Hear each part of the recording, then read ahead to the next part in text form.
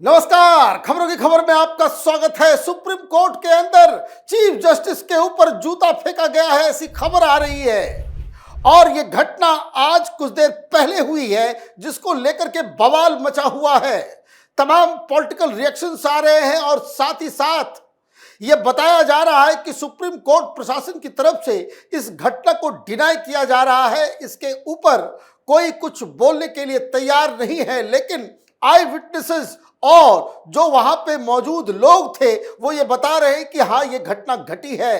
A man try to हर्न shoes on chief justice Gavai साहब के ऊपर जूता फेंका गया है। ये घटना घटी है और जब उसे वहां की सिक्योरिटी उस वकील को लेकर के बाहर जाने लगी तो उसने ये नारे लगाए कि सनातन का अपमान नहीं सहेगा हिंदुस्तान। घटना पुरानी है, जिसको जोड़ के देखा जा रहा है कि जिसमें भगवान विष्णु का अपमान चीफ जस्टिस ने किया था। ये तमाम डिटेल्स मैं आपको दूंगा, लेकिन जो खबर आ रही है उसको देखिए। और lawyer try to attack chief justice of India B.R. Gavai in supreme court on Monday. The drama unfolded when the bench led by the CJI was hearing mentioning of case by lawyers. According to sources, the lawyer went near the dais and attempted to remove his shoes and throw it at the judge. However, security personnel present in the court intervened in the nick of time and escorted the lawyer out. While walking out, the lawyer was heard saying, सनातन का अपमान नहीं सहेंगे। ये घटना घटी है, ये बताया जा रहा है मीडिया रिपोर्ट्स के द्वारा, और वहां मौजूद जो चश्मदीद हैं वो इन सारी चीजों को बता रहे हैं। और जब ये बवाल मचा तो कुछ देर के लिए सुनवाई रोक दी गई और chief justice of India Gavai साहब ने फिर उसके बाद उन्होंने बयान भी दिया। बताया जा रहा है the CJI remained unfazed and asked the lawyers present in the court to continue with their arguments. Don't get distracted by all this. We are not distracted. These things do not affect me, he said. उन्होंने कहा कि इससे कोई फर्क नहीं पड़ता, ये सब चीजें होते रहती हैं और काम जो है वो जारी रहना चाहिए। ये सारी चीजें हुई है। अब सवाल ये है कि इस शख्स ने क्यों जूते का इस्तेमाल किया, क्यों वो ये इस तरह के नारे लगा रहा था। ये घटना पहले कभी सुप्रीम कोर्ट के अंदर नहीं हुई और इस घटने के पीछे बताया यह जा रहा है कि कुछ दिन पहले जस्टिस गवई के द्वारा जो बयान दिया गया था सुप्रीम कोर्ट के अंदर, उसी से यह शख्स नाराज था और इसलिए ये सारी घटनाएं घटी है। तो क्या हुआ था, किस बात की नाराजगी थी? The incident was possibly sparked by CJI Gavai's comment in a previous case related to the restoration of a 7-foot beheaded idol of Lord Vishnu at Khajuraho. While dismissing that case, he had said, "Go and ask the deity itself to do something now. You say you are a staunch devotee of Lord Vishnu, so go and pray now. It's an archaeological site and ISI needs to give permission, etc." The observation had caused a furor on social media, with many accusing CJI of hurting religious sentiments.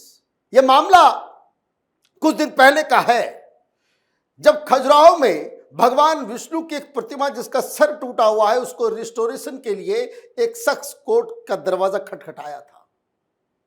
तो जज साहब ने कहते कहते ये कह दिया कि आप अपने आप को विष्णु के भक्त बताते हो, तो यहां क्यों चले आए?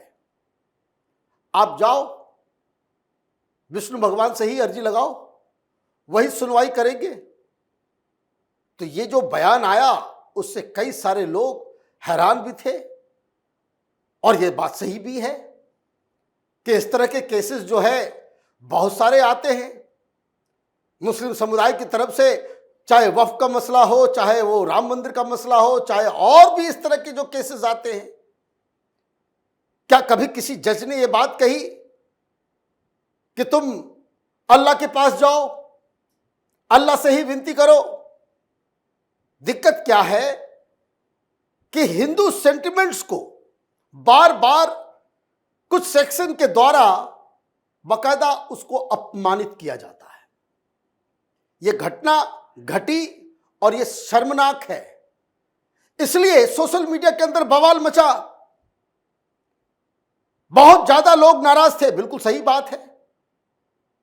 और इस तरह के बहुत सारे केसेस आए सामने कि जब कोई मसला सर तन से जुदा का आता है तो फिर कोर्ट का जो है रुख कुछ और होता है। हिंदू देवी देवताओं को अपमानित किया जाता है, उनके बारे में कुछ उल्टी पुल्टी बातें बोली जाती है तो उसमें कोई सुनवाई नहीं होती। और नुपुर शर्मा जैसे केसेस अगर सामने आते हैं कि जो सच भी बोल रही होती है किसी टेलीविजन चैनल के ऊपर, तो जजेस के बयान इस तरीके से होते हैं जैसे सारा जो दोष जो है उस सच बोलने वाली नुपुर शर्मा का था। तो ये जो दो रुख है उस वजह से लोग कंपेयर करते हैं। ये घटना बड़ी शर्मनाक है, इसमें कोई डाउट नहीं है। कोर्ट्स के अंदर इस तरह के जूते चप्पल हिंसा का कोई स्थान नहीं है। इसको कंडेम किया जाना चाहिए, जिसने भी ये काम किया उसके खिलाफ कार्रवाई होनी चाहिए, इसमें कोई डाउट नहीं है। लेकिन सवाल यह है कि ये इस तरह की चीजें होती क्यों हैं।